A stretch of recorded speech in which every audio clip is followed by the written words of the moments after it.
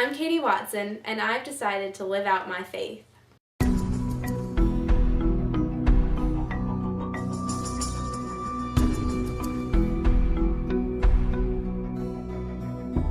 I think the Catholic Heart Work Camp is amazing because to see hundreds of kids come together and take a week out of their summer when they could be with their friends or working or something like that, and for them to put it all aside and just take time to do God's work, working for another person that they've never met on a team with people that they've never met, is really amazing. My time at Catholic Heart Work Camp really changed me for the better because it made me realize that I want to keep serving not just that 1 week, but every week out of every year for the rest of my life.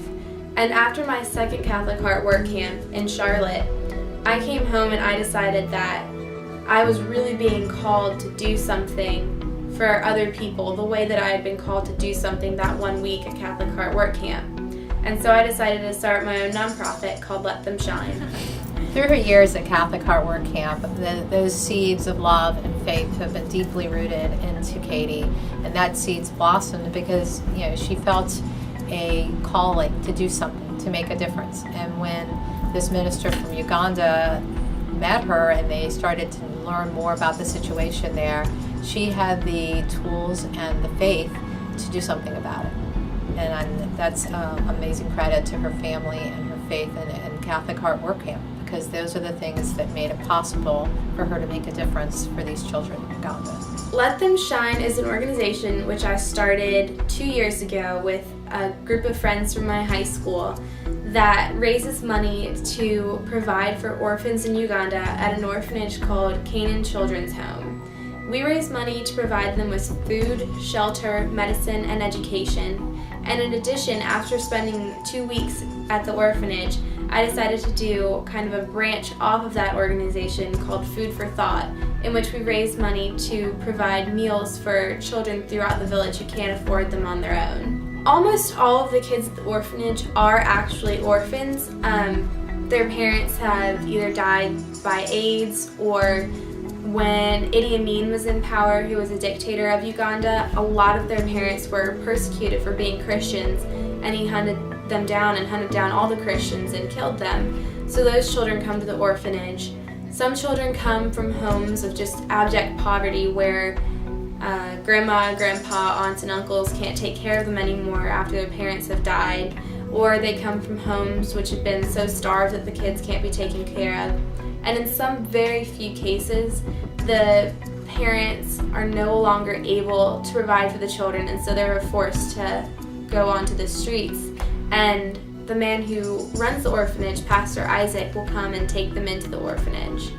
Right now there's about 141 children at the orphanage, and this is up about 45 kids in the last 2 years. We raise money through an annual Battle of the Bands, through a car wash, through dinner parties, through nights at restaurants where people donate money, through our website, through local schools, and a little bit through just begging people.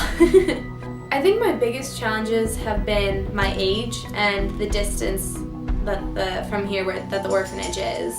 My age has been a really big challenge because oftentimes it's very hard for adults to realize that how serious I am about this organization, and it makes them not as likely to want to donate their time or donate money and things like that because they don't think that I'm serious enough. But anyone who knows me knows that I'm very driven and very serious. I feel like she's always been a good student. She's always been helpful to me with anything, and it really transfers over to what she does for her organization. She's always there for it. She's always doing something to further it. She's always starting fundraisers, and that really carries over to when she went over to Uganda and helped those people out. And when you meet somebody who's put themselves towards a goal to help other people, it's astonishing. One of the things that brought me the most joy going to Uganda with Katie was seeing her face when she finally met the children that she had been raising money for over the course of the previous year and a half. we got off the van and she was immediately swamped about 50 children. And I just loved seeing the joy that she experienced when she was able to meet these children and really actually interact with them. There are really no words to describe my trip over there, my trip to Uganda. It was so fundamentally life-changing and life-altering that it's hard to put it in perspective since I've come back. The kids over there are so deserving, they're so loving, they're so sweet and generous, and everything that they have to give, they give it up freely. And they have so much faith and love for God, even though they're in some of the hardest situations that you can ever imagine. Their faith is unwavering and it is completely inspiring.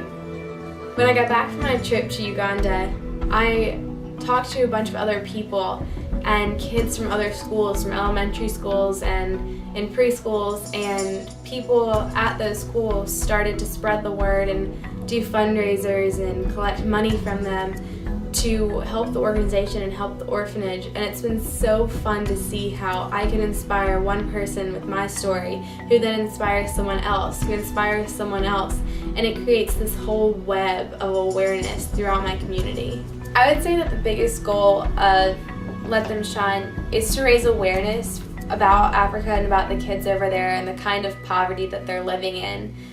Specifically, we want to raise money for these kids so that they can have a better form of life. I think our biggest goal is really just to raise awareness and to get the word out and to make people talk about things that they're not used to talking about or they're not comfortable with talking about. I'm very proud of Katie's involvement and her inspiration that she takes from Catholic Heart Work Camp. I think that Catholic Heart Work Camp is a crash course in Roman Catholicism, an immersion in the Eucharist from which we derive all of our power, all of our energy, and all of our desire and inspiration to grow in Christ ourselves and then to grow the life of Christ in other people. My challenge to you as Catholic Heart Work Campers is to not let your service end here. Don't let this be just a one-week experience. Come home and keep serving, keep working, listen to what God is telling you, pray on it, and really keep your service going. Inspire others to do the same thing. And through your inspiration of others, you can make a huge change in the world.